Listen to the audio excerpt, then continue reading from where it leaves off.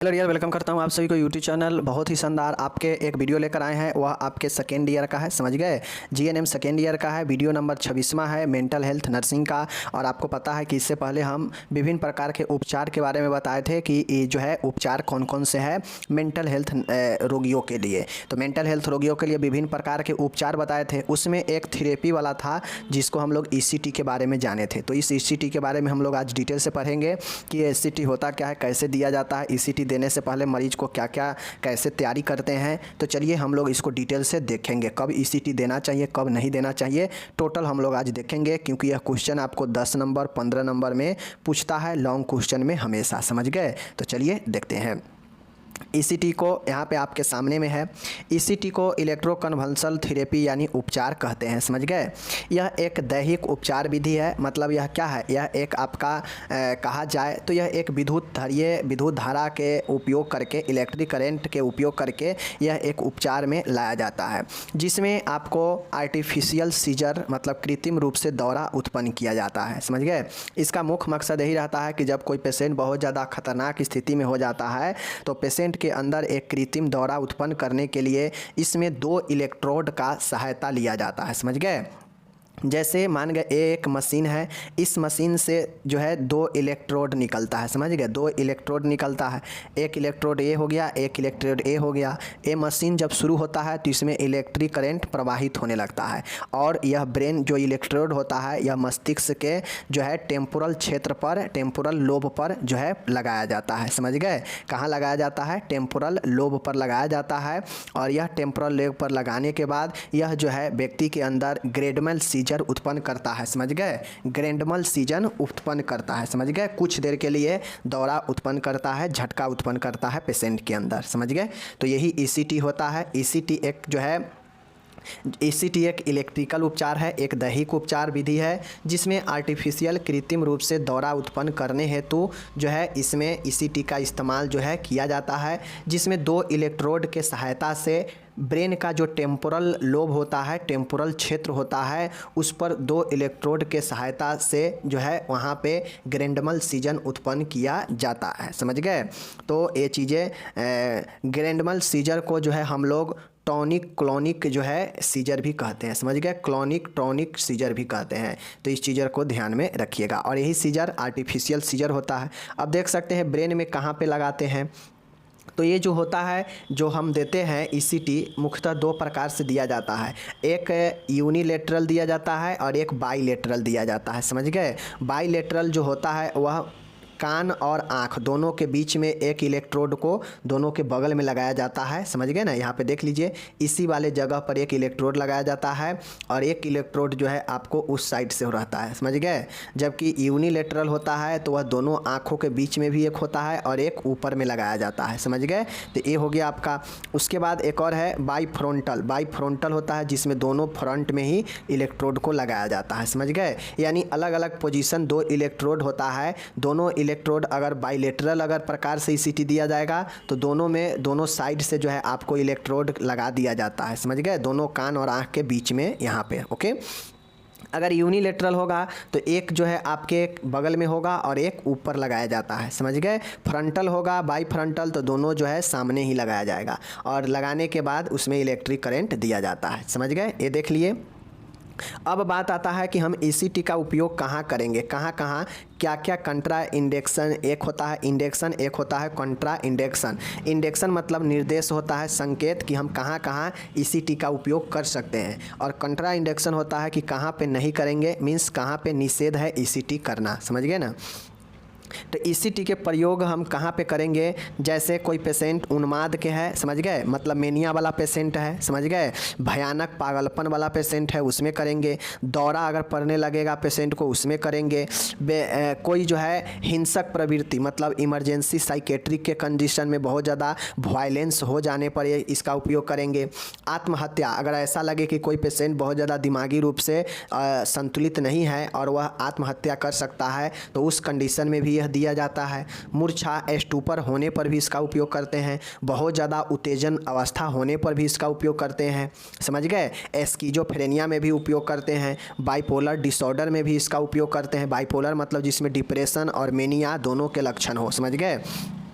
आत्महत्या का भय अगर सता रहा है किसी पेशेंट में तो उसको भी जो है ये दिया जाता है। डिप्रेशन रोगियों जो दवाई ले रहा हो और उसका कोई परिणाम न मिला हो अच्छा, तो उसके बाद यह थेरेपी यूज करते हैं, समझ गए। मतलब कोई पेशेंट डिप्रेशन का है, वो दवाई ले रहा है लेकिन ठीक नहीं हो रहा है तो उसको ईसीटी देते हैं, समझ गए। अब साध रोगी दवाई के विपरीत चिन्ह उपस्थित होने पर, अब कोई डिप्रेशन वाला रोगी है, वह दवाई ले रहा है डिप्रेशन का लेकिन उसमें कोई साइड इफ़ेक्ट आ गया है तो उस कंडीशन में भी जो है ये दिया जाता है। जल्दी परिणाम अगर मान गए इन सभी उपचार जैसे दवाई हो गया, साइकोथेरेपी हो गया, ये सबसे अगर उपचार नहीं मिल रहा है तो जल्दी प्राप्त करना है उपचार, तो यह ईसीटी लाभकारी होता है। मंद बुद्धि के दौरान अगर डिप्रेशन आ रहा है तो उस कंडीशन में भी, समझ गए।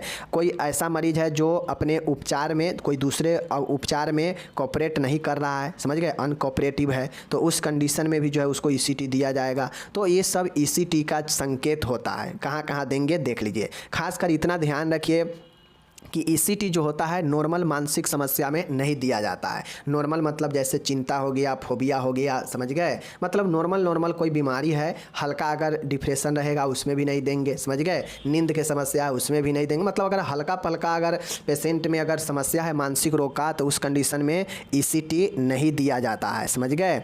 ईसीटी भयानक रूप लेने के बाद ही दिया जाता है, चाहे वो डिप्रेशन का हो, चाहे वो आपका मेनिया का हो, चाहे भयानक पागलपन का हो, या फिर भयानक रूप से दौरा पड़ना लगे, व्यक्ति बहुत ज़्यादा वायलेंस हो जाए, वह अपने और दूसरे को क्षति पहुंचाने पर उतारू हो जाए, इस कंडीशन में आत्महत्या का बहुत ज़्यादा व्यक्ति के अंदर डर आने लगे, उस कंडीशन में व्यक्ति के स्टूपर मूर्छा होने लगे, इस मतलब भयानक स्थिति में मानसिक रोग के भयानक स्थिति होने पर ही ईसीटी का उपयोग किया जाता है, समझ गए।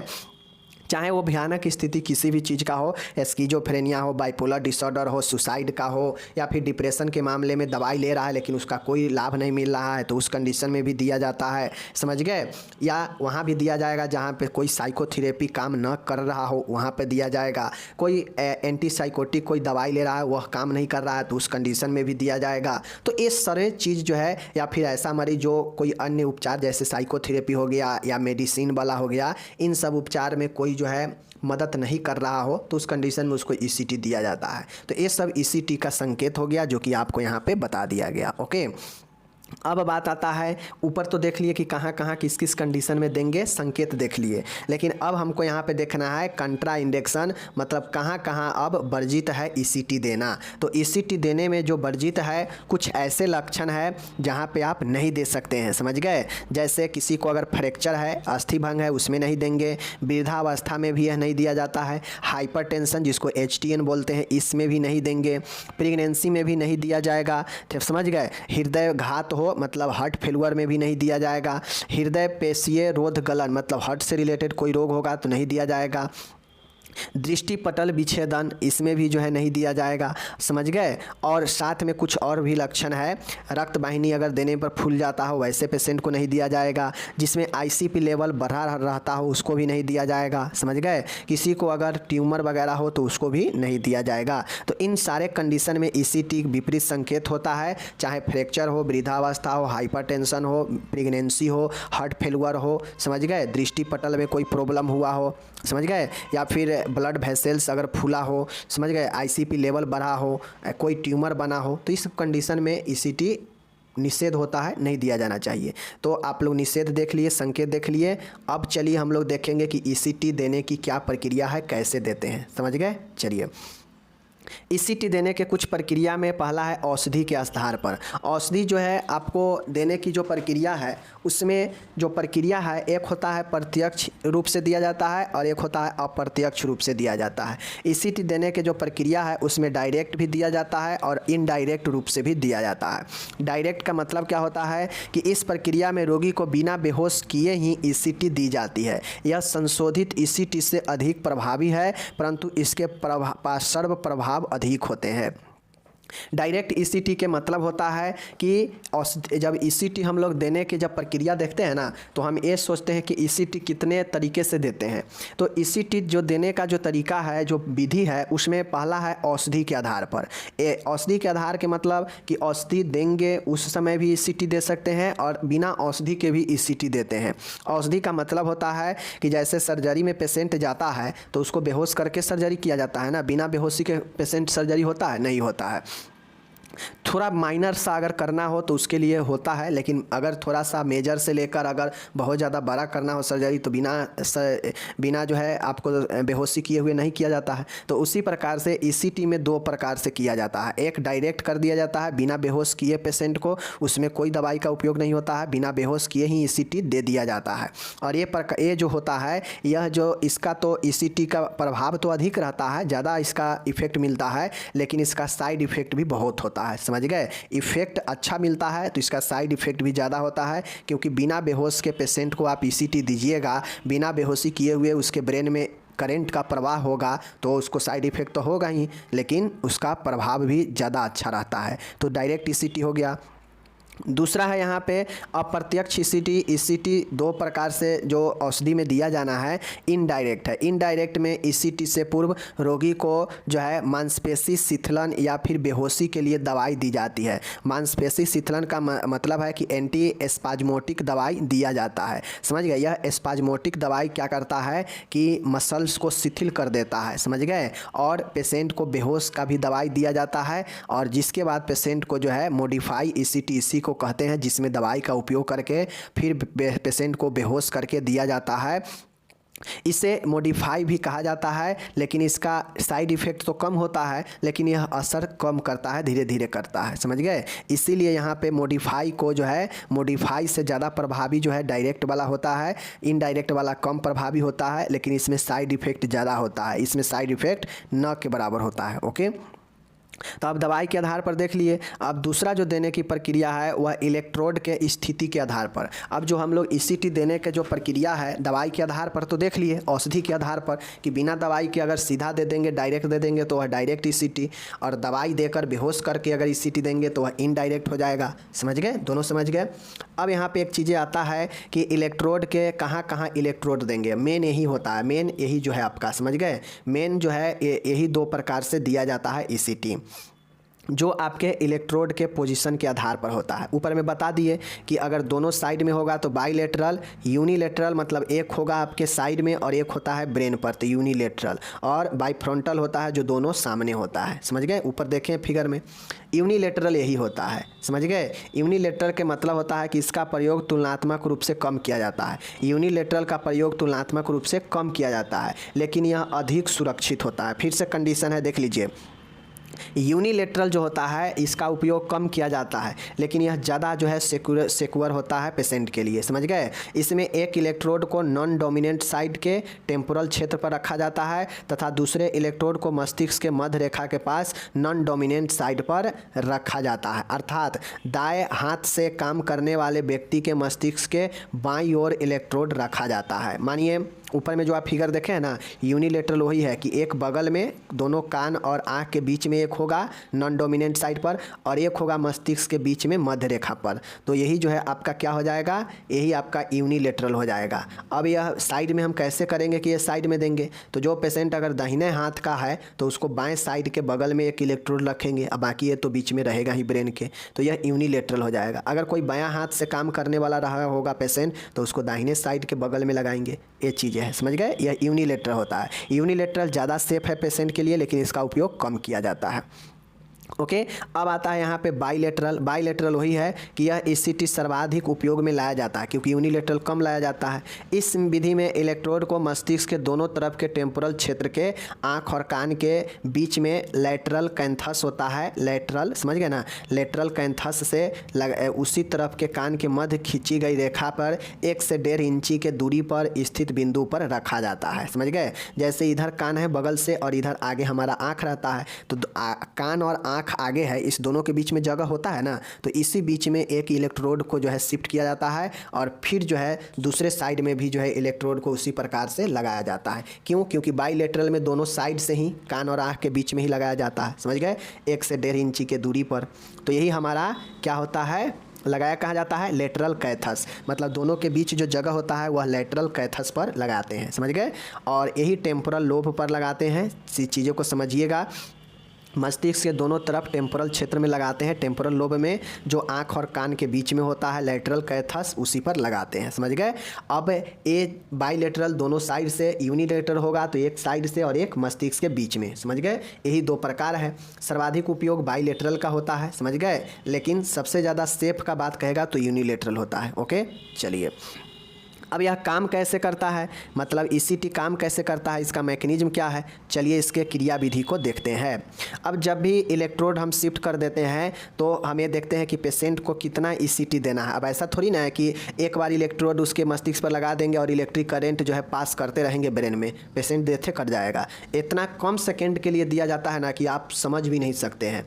ईसीटी का उच्चतम प्रभाव 5 से 10 बार ईसीटी देने के बाद प्राप्त होता है। एक बार झटका देता है तो वह कुछ सेकंड के लिए ही दिया जाता है, समझ गए। तो 5 से 10 जो ईसीटी देगा तब जाके पेशेंट को जो है अच्छा प्रभाव मिलता है। लेकिन अगर किसी को बहुत दिनों से स्किज़ोफ्रेनिया के पेशेंट है तो उसको 20 से 25 ईसीटी की आवश्यकता, मतलब एक अगर नॉर्मल डिप्रेशन वगैरह का अगर पेशेंट है, पागल उगल का है, तो उसको 5 से 10 ईसीटी हम देंगे 5 से 10 बार, तो उसको जो है अच्छा प्रभाव मिलेगा। लेकिन जैसे ही वह क्रॉनिक वाला सिजोफ्रेनिया वाला पेशेंट होगा तो उसको 20 से 25 ईसीटी की आवश्यकता होगा, समझ गए।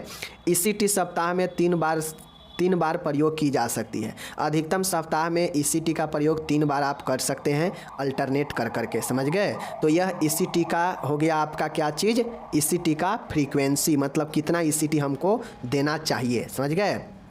जब भी आएगा पेशेंट उसको 5 से 10 ईसीटी दिया जाएगा नॉर्मल वाले को।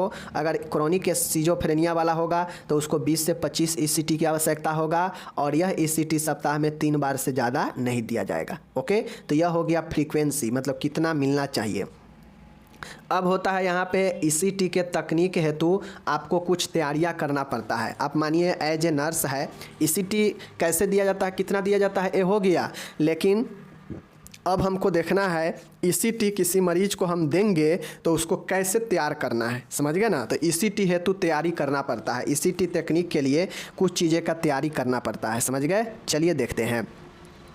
पहला है अनुमति लेना। अनुमति लेने का मतलब होता है, यहाँ पे देखिएगा, अनुमति लेने का मतलब होता है पेशेंट को कि सर्वप्रथम रोगी या उसके संबंधियों से ईसीटी उपचार की अनुमति प्राप्त करनी जरूरी होती है। पहला पॉइंट यही है कि जिस प्रकार से सर्जरी में हम सर्जरी करने से पहले पेशेंट के घर वालों पेरेंट्स से लिखित सहमति लेते हैं, उसी प्रकार से रिटन कंसेंट जो है आपको यहाँ भी लेना पड़ता है।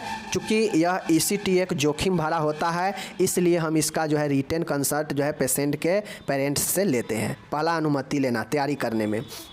दूसरा है ईसीटी रूम के हम लोग तैयारी करते हैं। जिस प्रकार से सर्जरी का तैयारी होता है ना, उसी प्रकार से ईसीटी रूम का भी तैयारी करते हैं। इसमें इमरजेंसी उपकरण के साथ साथ ईसीटी रूम में सभी चीज़ें होनी चाहिए ईसीटी रूम के तैयारी में, जैसे ऑक्सीजन सिलेंडर होनी चाहिए, सक्शन करने वाला एपार्टस होनी चाहिए, फेस मास्क होनी चाहिए, रिससिटेशन एपार्टस होनी चाहिए, एनेस्थेटिक अप्लियांस होनी चाहिए, इमरजेंसी ड्रग होनी चाहिए, एम्बुलेंस बैग, एम्बू बैग होनी चाहिए और बीपी एपार्टस होनी चाहिए। और ये सब का जो है ज़रूरी इमरजेंसी में पड़ सकता है। चूँकि जिस प्रकार से सर्जरी के लिए पेशेंट को तैयारी किया जाता है, सभी सामान रखा जाता है सर्जरी रूम में, ओटी में, उसी प्रकार से ईसीटी रूम में भी ये सारे सामान होना बहुत ज़रूरी होता है, समझ गए। आगे चलिए। तीसरा है ईसीटी के लिए अब रूम तैयारी कर लिए, अब सारा सामान हो गया पास में, रिटन कंसेंट हम ले लिए, लिखित सहमति ले लिए।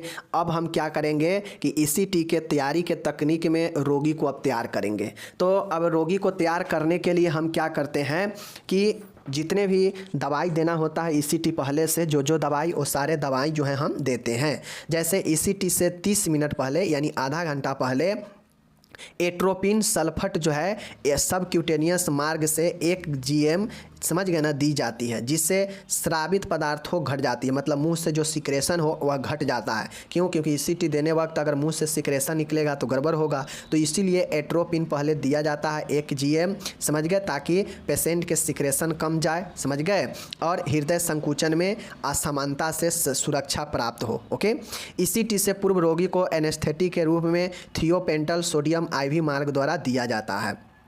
अब आप ऊपर देखे हैं कि पेशेंट को औषधि दिया जाता है, बेहोशी किया जाता है, तो बेहोशी के लिए थियोपेंटल सोडियम इंट्रावेन के माध्यम से देते हैं। पहला, मुंह से सिक्रेशन को कम कराने के लिए एट्रोपिन देंगे 1 GM, और उसके बाद जो है हम लोग क्या करते हैं, थियोपेंटल एनेस्थेटिक बेहोशी के लिए देते हैं, जो थियोपेंटल सोडियम IV के रूप में। ओके, ये हो गया। उसके बाद ECT से पूर्व ही रोगी के शरीर को रिलैक्स करने के लिए, अवस्था में लाने के लिए सुसिनाइल कोलाइन 0.3 ml से 0.5 ml तक IV द्वारा दिया जाता है। शरीर की विश्राम अवस्था व ECT के दौरान ऑक्सीजन डिमांड बढ़ जाता है, जिससे सेरेब्रल हाइपोक्सिया हो सकता है, मीन्स ब्रेन में ऑक्सीजन की कमी हो सकता है, समझ गए। अतः O2 थेरेपी द्वारा इसको रोका जाता है। जब हम व्यक्ति को जो है IV मार्ग से विश्राम, बॉडी को रिलैक्स करने के लिए अगर हम ये दवाइयाँ देंगे ना इतना ml तक IV मार्ग से, तो पेशेंट को रिलैक्स होने पर जो है उसे ऑक्सीजन की डिमांड बढ़ जाता है, और यह ऑक्सीजन आप पूर्ति नहीं करेंगे तो क्या होगा, सेरेब्रल हाइपोक्सिया हो सकता है, ब्रेन में ऑक्सीजन की कमी हो सकता है। तो उसके लिए इससे जो है हम लोग O2 थेरेपी भी देंगे।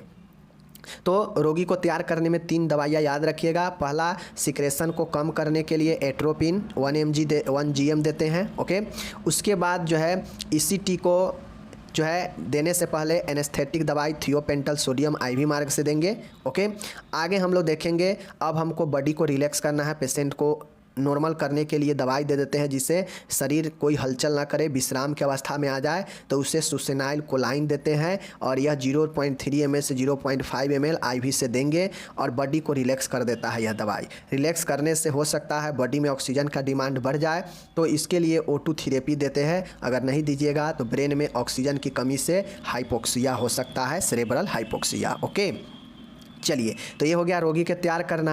अब रोगी को यहाँ पे देख लीजिए, रोगी को आरामदायक स्थिति देनी चाहिए, समझ गए। अब यहाँ पे देख लीजिए, रोगी को चपटे बिस्तर पर सुस्पाइन पोजीशन में लिटाया जाना चाहिए। ऑब्जेक्टिव में आपसे पूछता है कि रोगी को किस प्रकार के जो है ECT देने में पोजीशन देते हैं, तो सुपाइन पोजीशन, जिसमें चित्त जो है पीठ के साइड से लिटा देते हैं, समझ गए। अब जो स्पाइनल होता है उसमें फ्रैक्चर हो सकता है, झटका लगने से, पेशेंट के अंदर दौरा आने से, तो उसको रोकने के लिए, फ्रैक्चर को रोकने के लिए जो है नीचा तकिया लगा देते हैं, समझ गए। ECT के दौरान वायु मार्ग को बनाए रखने के लिए, जीभ को काटने से बचाने के लिए माउथ गैग का उपयोग करना चाहिए, जो मुंह में लगा देने से मुंह खुला रहता है और उसमें हवा जाते रहेगा, और मुंह पर मुंह नहीं बैठेगा और जीभ भी नहीं कटेगा। माउथ गैग जो है लगा दिया जाता है, जिससे पेशेंट का मुँह खुला रहता है, बैठता नहीं है, समझ गए। क्योंकि ECT देने से झटका लगेगा, दौरा पड़ेगा, तो हो सकता है पेशेंट का मुंह दांत पे दांत बैठ जाए, जीभ भी कट सकता है, या फिर ऑक्सीजन का दिक्कत हो जाएगा, मुंह बंद हो जाएगा। तो इसलिए उसमें माउथ गैग लगा देते हैं ताकि मुंह खुला रहे, समझ गए। रोगी को गर्दन को सहारा प्रदान करने के लिए कोई सपोर्टिव डिवाइस लगा देते हैं। तो ये सारा चीज़ें पोजीशन के लिए काम करते हैं कि पेशेंट को अच्छा अनुभव हो, ज़्यादा दिक्कत ना हो पोजीशन में, समझ गए। तैयारी करने में ही इलेक्ट्रोड को सही स्थिति में लगाएं। इलेक्ट्रोड को जहां आपको लगाना है उस इलेक्ट्रोड में देखिएगा ECG करता है, तो ECG करने में लुब्रिकेंट लगाता है ना, तो उसी प्रकार से आपको इलेक्ट्रोड में भी लुब्रिकेंट लगा कर ही टेम्पोरल क्षेत्र में जहाँ लगाना है वहाँ पे लगाना होगा। बाकी जो क्षेत्र है सिर का वह सूखा होना चाहिए, समझ गए। तो लुब्रिकेंट सिर्फ जो आपका इलेक्ट्रोड है उसी में प्रयोग करके लगाएंगे, बाकी क्षेत्र को सूखा रखेंगे। छठा है, रोगी में सीजर उत्पन्न करना व उसका अवलोकन करना। अब जब सारा चीज़ आप लगा देंगे, पेशेंट को तैयारी भी कर दिए, दवाई दे दिए, पेशेंट को लिटा दिए अच्छे पोजीशन में, अब उसके बाद पेशेंट को आप क्या किए, अब आपको क्या करना है, करंट पास करना है, और उस सीजर को, जो सीजर उत्पन्न होगा पेशेंट में, ग्रैंडमल सीजन, वो आर्टिफिशियल सीजर जो इलेक्ट्रिक करंट पास होने के बाद उसका अवलोकन करना है, देखना है कि कितना जो है व्यक्ति हलचल कर रहा है या क्या कर रहा है। रोगी को औषधि देने के 30 मिनट बाद 70 से 130 वोल्ट का करंट जो है 0.6 से 1 सेकेंड के लिए प्रवाहित कर दे। देख लीजिए कितना जो है आपका कम समय के लिए प्रवाहित किया जाता है। अगर 1 मिनट प्रवाहित कर दिया जाएगा तो पेशेंट स्वाहा हो जाएगा, समझ गए। अगर किसी व्यक्ति के ब्रेन में एक मिनट के लिए अगर 70 से 130 वोल्ट का अगर करंट प्रवाहित करेगा तो बचेगा नहीं। तो देख लीजिए 0.6 से लेकर 1 सेकेंड तक जो है आपको इतना ही समय में जो है, मतलब 1 सेकेंड से भी कम समय के लिए यह करंट को प्रवाहित किया जाता है, समझ गए। प्रवाहित करने के बाद इससे व्यक्ति में ग्रैंड mal सीजर उत्पत्ति होती है और ये जो है आपको अलग अलग फेज में होता है। यह ग्रैंड mal सीजर जो 0.6 से 1 सेकेंड तक जो हम इलेक्ट्रिक करंट जो देंगे, ये कौन कौन से जो है आपके फेज में आपके सीजर उत्पन्न करता है। तो ये ग्रैंड mal सीजर जो होता है ना, इसी ग्रैंड mal सीजर को हम लोग क्लॉनिक, समझ गए ना, इसी को क्लॉनिक जो है हम लोग सीजर कहते हैं, समझ गए। इसकी अवधि लगभग 1 सेकेंड तक होती है। इसमें निम्न लक्षण पाए जाते हैं। क्या होते हैं? इसमें निम्न लक्षण होते हैं। क्लॉनिक फेज में होता है कि पेशेंट को 1 सेकेंड तक यह दिया जाता है। यह जो है यहाँ पे पेशेंट का जो पुतली होता है एकदम स्थिर हो जाता है, बॉडी धनुषाकार की स्थिति में दिखने लगता है, मुट्ठी एकदम बंद हो जाता है, त्वचा नीला पड़ जाता है, समझ गए। तो क्लॉनिक फेज में पेशेंट को जो है ये जो है आपके दिया जाता है, समझ गए। क्लॉनिक फेज में बहुत कम समय के लिए ही जो है आपके दिए जाते हैं यह वाले करंट, 1 सेकेंड तक मात्र। जैसे ही करंट प्रवाहित होता है व्यक्ति में, व्यक्ति अपना शरीर के पुतली एकदम जो है स्थिर हो जाता है, बॉडी धनासुकार हो जाता है, धनुषाकार, और बंद मुट्ठी, एकदम हाथ मुट्ठी बंद हो जाता है व्यक्ति का, और त्वचा नीला हो जाता है। तो यह क्लॉनिक फेज में दौरा पड़ने पर होता है। ओके, दूसरा फेज होता है जो इसकी समान अवधि 35 से 40 सेकेंड की होती है। इसमें निम्न लक्षण दिखाई देते हैं, जैसे प्लेंटर फ्लेक्शन, मतलब तलवा जो है एकदम लगेगा सुन्नपन हो जाता है, मांसपेशियों में संकुचन व शिथिलन हो जाता है। प्लेंटर फ्लेक्शन होता है, मांसपेशी एकदम संकुचित और शिथिल हो जाता है। उसके बाद जो है ब्लेफेरोस्पाज्म हो जाता है पेशेंट के अंदर, और मध्यम प्रकार के जो पेशियाँ होता है उसमें, मतलब ये जो टॉनिक फेज होता है ना, यहाँ पे पेशेंट में ज़्यादातर मसल्स में समस्या, मसल्स जो है संकुचन, उसमें जो है ऐंठन टाइप से और सुनपन टाइप से जो है हो जाता है इस प्रकार के टॉनिक फेज में, समझ गए। तो 2 प्रकार के फेज में यह करंट होता है, जाता है, एक क्लॉनिक फेज और एक टॉनिक फेज। क्लॉनिक फेज बिल्कुल कम समय के लिए होता है, 1 सेकेंड के लिए। टॉनिक फेज 35 से 40 सेकेंड का होता है, जिसमें ज़्यादा देर देने से मांसपेशिया में ये सारे चीज़ें आ जाता है, समझ गए, लक्षण दिखाई देते हैं। रही बात यहाँ पे एक और होता है रिलैक्सन फेज। रिलैक्सन फेज का मतलब ही होता है कि इसमें रोगी पूर्णतः ईसीटी के बाद विश्राम स्थिति में रहता है। अब इसमें रिलैक्सन फेज में होता है कि जो व्यक्ति होता है जिसको ईसीटी दिया जाता है वह बिल्कुल रूप से रेस्ट पोजीशन में आ जाता है, बिल्कुल विश्राम में आ जाता है, और उसी को रिलैक्सन फेज कहते हैं। तो 3 फेज याद रखिएगा, ईसीटी देने में 3 फेज होते हैं, क्लॉनिक फेज और टॉनिक फेज और रिलैक्सन फेज। ओके, चलिए, कहता है ईसीटी के कारण उत्पन्न जटिलताएं, complication due to ECT. ECT के कारण व्यक्ति में क्या क्या समस्या आ सकते हैं, क्या क्या जटिलता हो सकते हैं, जैसे ब्रेन मेमोरी का लॉस होना, एमनेसिया, समझ गए। उसके बाद भ्रम, कन्फ्यूजन आ सकता है व्यक्ति में ईसीटी देने के बाद, हेडेक, सर दर्द हो सकता है, व्यक्ति जीभ काट सकता है अपने आप को, दिल का दौरा पड़ सकता है, कार्डियक अरेस्ट, अस्थियों में टूटन महसूस हो सकता है, ज्वाइंट में टूटन महसूस हो सकता है, और मुंह सूखना, उल्टी होना, अत्यधिक पसीना आना, श्वसन में कठिनाई आना, मल मूत्र त्यागना, एकाग्रता में घटना, मतलब कंसंट्रेशन जो है घट जाएगा। तो यह सब नॉर्मली ईसीटी के जटिलता, साइड इफ़ेक्ट होते हैं जो ईसीटी देखने के बाद मिलते हैं। तो ये सारे चीज़ को आप लोग यहाँ पे लिख दीजिएगा। ओके, आपसे पूछेगा जटिलता बताएं ईसीटी का, ईसीटी देने की प्रक्रिया बताएं, ईसीटी का क्या जो है आप कहाँ देना चाहिए, कहाँ नहीं देना चाहिए, टोटल पूछेगा तो आप लिख दीजिएगा। यहाँ पे इंग्लिश सब शुरू है, ईसीटी समाप्त होता है। अब ईसीटी का नर्सिंग देखभाल वह अगले वीडियो में बताएंगे, वह भी प्रश्न अच्छा है। जिस प्रकार से सर्जरी के बाद, सर्जरी के दौरान और सर्जरी से पहले देखभाल करते हैं, उसी प्रकार से ईसीटी में नर्स का भूमिका होता है, जिसको आप चाहें तो खुद से भी लिख सकते हो, बट मैं ज़रूर पढ़ाऊंगा क्योंकि पढ़ाना ज़रूरी है, दोनों क्वेश्चन बहुत महत्वपूर्ण है। ओके, हम आपसे विदा लेते हैं, आप अपना ख्याल रखिए।